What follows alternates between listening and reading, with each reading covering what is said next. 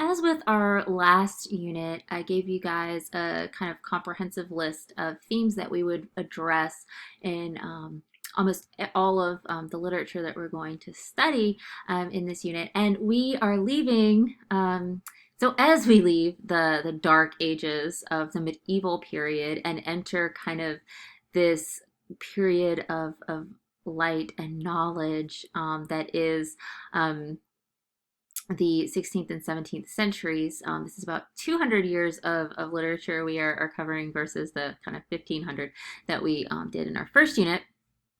Um, it can we're looking at literature that spans from the kind of high Renaissance, this rebirth, renewal of all sorts of things, and the Reformation of the Catholic Church and the Church of England, and we'll end with the English Civil War and the dethroning of Charles I and the introduction and the end of the Commonwealth era. So I've provided below a list of themes that all of the literature that we are looking at in this unit kind of covers and spans. So I'm going to touch on them briefly here, but keep these in mind as we read through the works for this unit and use them as this will kind of help you with, again, your discussion boards and your larger papers. So some themes that we will cover in this unit. One of the major ones as part of this Renaissance Elizabethan era, and kind of a result of the goings on at the end of the medieval period with all the corruption in the Catholic Church and Henry VIII and the Tudor dynasty, comes a break in the England and the Catholic Church.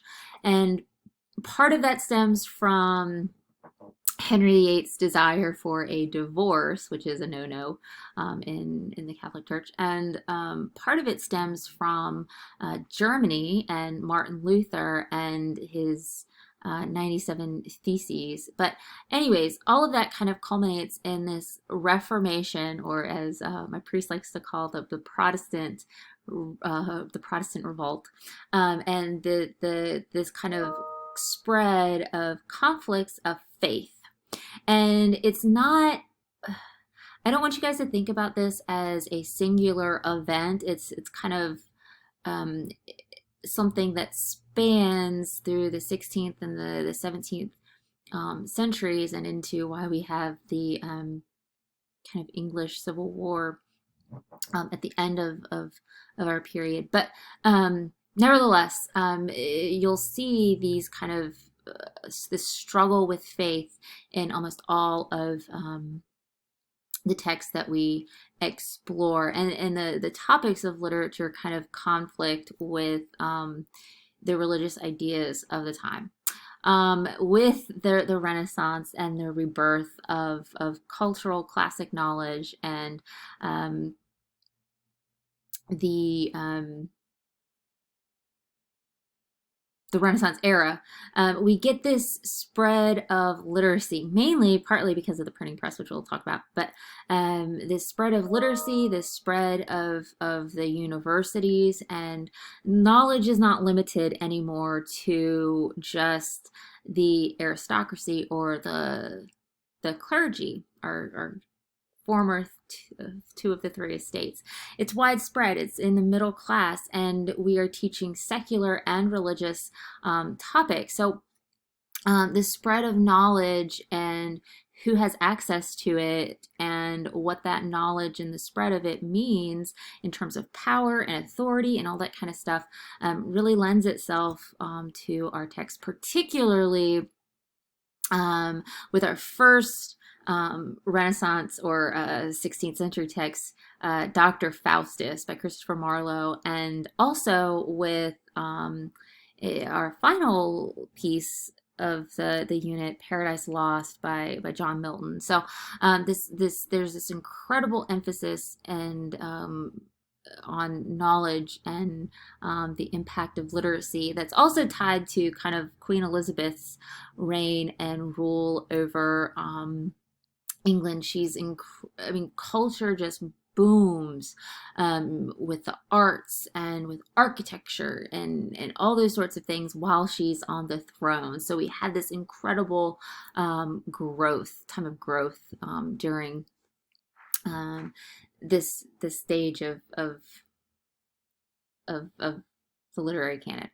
Um, Love and subjectivity is a huge one as we move into our study of the metaphysical poets and the cavalier poets. And there's this incredible tension between kind of religious values and kind of secular values when it comes to the discussion of love. And you'll really see the evolution of this kind of courtly idea that we talked about in our first unit, where love is an important female male relationships were kind of power based or political unions, and we really look into kind of this romantic idea of physical desire that we're kind of familiar with today with our modern concept of love. And that's, like I said, particularly prevalent in our study of the metaphysical and cavalier poets. And finally, and there are some other kind of minor themes that we'll talk about with each of the individual texts, but a big one is not only is the 16th and the 17th century a time of cultural growth, it also helps expand literally the horizons of the English Empire. I mean, if you look at some of the kind of scientific advancements with figuring out that the Earth revolves around the sun, and the invention of the magnetic compass, and the kind of Spanish discoveries of the New World with Christopher Columbus and all that kind of thing, England really kind of joins this battle for kind of world. I don't want to say world dominance because that sounds kind of, I don't know, crazy, but it becomes this battle of who can acquire and take on more territory. And there really is this expansion and growth of the empire itself that both at home and kind of at home we talk about something like Ireland, but abroad, and that really kind of impacts where we go with kind of this English expansion and colonialism that didn't really end until the 1930s or something like that. Anyways, I'm going way off topic. So the point that I'm trying to make is that there is this incredible fascination with discovery and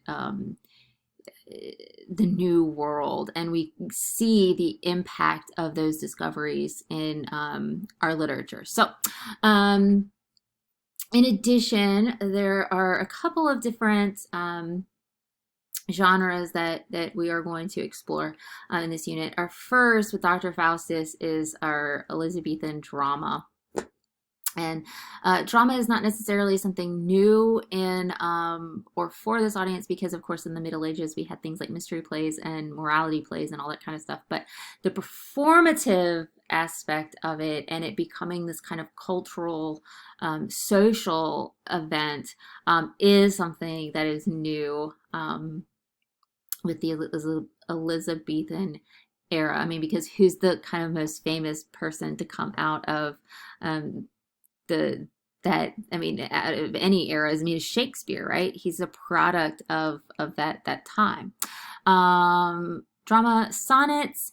We'll be reading a couple of sonnets, but we'll also be reading a bunch of kind of little poems that deal with these concepts of metaphysical conceits, which is something kind of fun and cool, and the Cavalier and Metaphysical Poets. And then finally, we'll be rounding out our